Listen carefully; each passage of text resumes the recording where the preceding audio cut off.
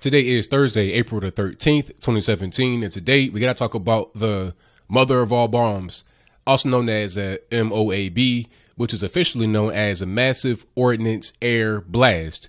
Now, this bomb has been touted as the biggest bomb we've ever used that is non-nuclear, or the most powerful bomb that we have used that is non-nuclear. Now, it was exploded in the Afghan region of Nangarhar, and the intention was to try to defeat ISIS-K.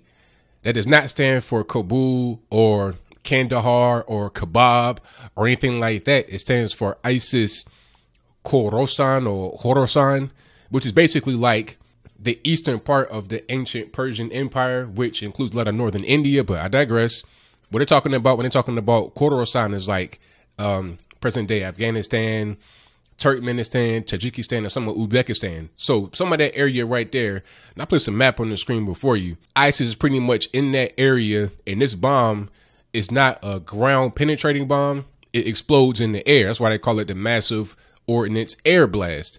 It explodes in the air, and the purpose of the bomb is to collapse tunnels and whatnot, because that's basically what was targeted here, was tunnels that ISIS was allegedly using to transport weapons and drugs or whatever else they were doing. So that was the purpose of the actual blast. Now, as far as any casualties, I'm not really sure, but there probably will be some, because the bomb is 21,000 pounds and it has a blast radius of 1 mile all the way around it. So that's a pretty big bomb, and it may cause some casualties, but at the same time, it was not a ground penetrating bomb. So it's a little bit different. And some of the language is being used about it, talking about, it's the biggest one that's non-nuclear. It's kind of comparing it to nuclear, even though it's saying it's not nuclear. Nuclear bombs are much different because you have a radioactive fallout after the bomb has been exploded. This is not the case here. It's just a very big bomb. It's like a Tomahawk missile just times a million, basically, because, a Tomahawk missile that we had that hit Syria, we had about 58 of those, 59 of those. They're 1,000 pounds each. This is 21,000 pounds by itself. It's a pretty big monster. And I played some footage of it actually being deployed on the screen before you. The way it's deployed is from a C-130, and it has these fins on it that get deployed after it gets kicked out of the back of the C-130. And when those fins are deployed, it helps it guide itself towards the ground. And before it penetrates the ground, it explodes in the air. Then that's what causes the tunnels and whatnot to collapse, just due to the pressure that it emits in the air. People are talking about it like it's the next, like it's a big crazy event. I'm not quite sure if it's that serious, really. But the main thing here is that you got people talking about it like, we're just continuously provocating war. But my thing is, we've been bombing these same places for a long time now. We're talking about Somalia, Yemen, Afghanistan. We've been in Afghanistan for years. Iraq, not Iran, of course, not yet. Hopefully we don't do that. But we've been bombing the same places for a long time now. It's interesting to see how the left is responding to it. The right is pretty much the same way. You got some on the right that are like, yeah, war. And then you got some that are like more libertarian. They're like, well, we shouldn't be the world police. We shouldn't be over there interfering. And that's kind of where I'm at with it. So I'm not overly excited about it. But at the same time, if there was no civilian casualties, and if we really did hit ISIS, I'm cool with that, because that is the immediate threat. And that is a campaign promise that he said that he would run on, right, to defeat ISIS. That was a campaign promise. So I think that he fell back on one campaign promise when he intervened with Syria. But at the same time, he said that he would not go into Syria. So I'm kind of on the fence about that campaign promise. But as far as being able to attack ISIS and defeat them, that was a campaign promise. So I don't think anybody on the right that voted for him that wanted that to be part of the deal, we shouldn't really be upset, because he's following through with what he said. Now, as far as the whole thing with Syria, that's different. He did not talk about going into Syria and interfering, even though he said that we will not go into Syria. That whole strike on him kind of puts him in a murky place as to following through with his campaign promise, kind of waffling on that. So if there's anything you want to get on Trump about, as far as not doing what he said he was going to do, it should be Syria, not Afghanistan, right?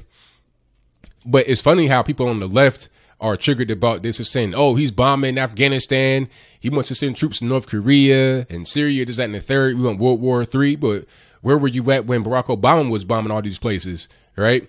It's like we bombed Yemen when Trump first got in office, but that whole thing was planned under Barack Obama, right? All Trump did was just push the button and say go, but it was already ready for him because it was prepared months beforehand when Obama was still in office. So if we're talking about bombing and what we should be doing, what we shouldn't be doing, and Trump is a bad guy because he's doing this, that, and the third, then why was that same anger not there when Barack Obama was doing it? I think a lot of people on the left, they're pretty much look at anything that they can pick at negative about Donald Trump and make that be their banner statement. They're saying, oh, well, look, he's bombing all these countries. He wants to get us in World War III. So therefore, that's the reason why I don't like him. But in reality, Barack Obama did many of the same things and more. He was much more egregious with his interventionism, but nobody said anything about that. That's on the left. Now, all of a sudden, Donald Trump is doing it. They must say something about it. It's like liberals who have just turned a blind eye to what Barack Obama was doing in the Middle East. Now all of a sudden become like big L libertarians. They don't want any kind of intervention. They don't want any war or anything like that. Now all of a sudden they become like the hippies of the 1960s and 70s that were against the Vietnam War. And to me, that's hilarious. How is it that this one person, when he came into office, all of a sudden just changed your whole viewpoint, even though you don't like him? That's a very interesting thing, which could be a good side effect of Donald Trump. You got a lot of these liberals that are waking up out of their political slumber, really, because a lot of them don't even really know why they're liberal, why they don't even really know why they hate conservatives. But a lot of them are now going to start to get more into politics and say, you know what? This is the reason why I don't like the right. This is the reason why I don't like war. This is the reason why I don't like foreign interventionism. I think that'd be good overall for the country, as is the same thing that happens with Donald Trump a lot of times. I think he does things that are not intended to cause a certain reaction, but at the end of the day, they cause a reaction that could be very positive, you know, more than it could be negative. Because look at it like this. The liberals that are against this, even some conservatives that are against this, many of them were not really politically astute anyway. Not all, because I was against what we did in Syria, and I'm very politically astute myself, but many of them are not.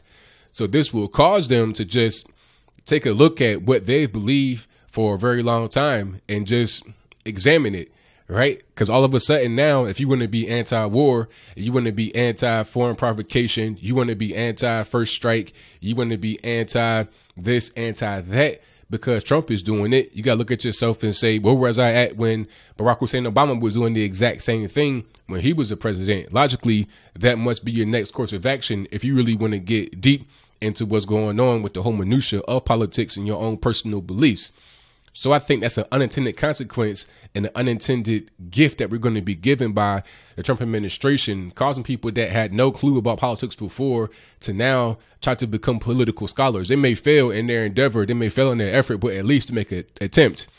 Now, as far as this whole thing, my opinion of it, like I said, about the mother of all bombs, the big boy, the moAb, the Massive Ordnance Air Blast, I say if it did the correct thing and getting ISIS out of there, then I'm all for it. If it was just mainly killing civilians, I'm not with that, because I don't think that's going to advance your effort. That's not really going to help. But I do think at the end of the day that since this bomb was not used before, and it's the biggest bomb that we have outside of a nuclear bomb, it lets them, you know, ISIS-K, ISIS Khorasan, or whoever we're trying to defeat in that particular region of the world, I think it lets them know that we mean business. We're not going to be over there just playing around. This is not a game anymore. So if you want to, you know, be a terrorist over there, if you want to try to export terrorism to the United States, if you want to try to export terrorism all across that particular region of the world, Europe, Asia, etc., it would not be tolerated. But at the end of the day, I'm kind of torn, because I'm more along the lines of libertarianism as it comes to war. I'm not for the U.S. being the world police. I think that if we should be in a place, I think that if we're going to be in a place, it needs to be at the behest of that country. If you have a host country that says, hey, United States, we need your help, please come help us, we should only go over there if that is in place, and also if it makes sense for our own interests and if it makes sense for the interests of our allies. Because look at it like this, you know where the Khorasan region is right there by Russia and China, is right there. And it's also right by India, because it ain't too far from Pakistan. Matter of fact, the region where we hit is right on the Pakistani border. And obviously that's right next to India. So we could help our allies in that region by doing that. And we could also help ourselves by not allowing that to move across the ocean and hit us here in the United States. But like I said, if the host country wants us there, if the powers of the region want us there to help them protect themselves, then that makes a lot of sense. But at the end of the day, that must be the condition that we're there under, rather than just trying to manage our own interests over there, whether we're trying to protect the opium fields in that particular region of the world, whether we're trying to oust somebody from power, to put our own person in there as a puppet to control a region through proxy, not through direct colonialization, but through proxy. It's like, if you got your own guy in there who's a puppet, you could pretty much tell him what to do and tell him how to run this country, and the country will be run in the best way that would interest the United States and not the country itself or the regions that are surrounding it, because they're all dependent upon each other. But at the end of the day, I say shout out to the United States for taking a stand. If this was the correct thing to do, if it was not, then we'll see how it's going to play out in the immediate future. So what do you think about the big boy being released, the biggest bomb that is not nuclear, the moAb, the Massive Ordnance Air Bomb, the Massive Ordnance Air Blast, also known as mother of all bombs? Do you think it was necessary to have that be deployed to get rid of all these tunnels and these, underground ways that ISIS-K is able to conduct the operation? Do you think it was something that could be a deterrent away from other terrorists from doing some of the same things? Because we have such a big bomb that it creates kind of fear in their heart. Or do you think that we should not be the world police? We should not be in Afghanistan bombing people or bombing places at all, especially if we have not been invited? Do you think it would be a war provocation since we're over there bombing things? Do you think that Pakistan might get kind of upset because we're right on their border? Do you think Afghanistan is going to continue to fight us with some of their rebel fighters or whoever it is? Do you think Russia and China appreciated that, especially due to the proximity of Afghanistan to Russia and China? Whatever your comments are, let me know in the comments below. And that's all I got to say for this video. If you like what you heard, please comment, rate, share, and subscribe. Peace.